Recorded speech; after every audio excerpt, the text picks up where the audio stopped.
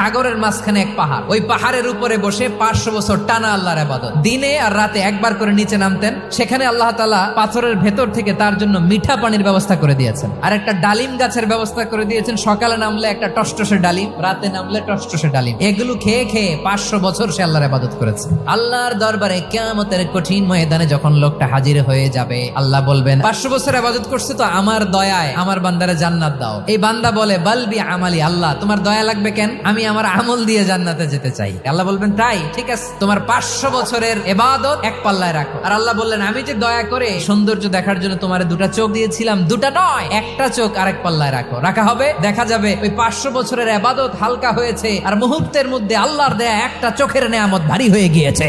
ফলাফল দেখো, হিসাব বলে তুমি এখন জাহান্নামে যাবা, যাও এবার জাহান্নামে যাও। এবার লোকটা কাচুমাচু করে বলে আল্লাহ এবার আমি বুঝতে পেরেছি তোমার দয়া ছাড়া দুনিয়ায় কেউ জান্নাতে যেতে পারবে না।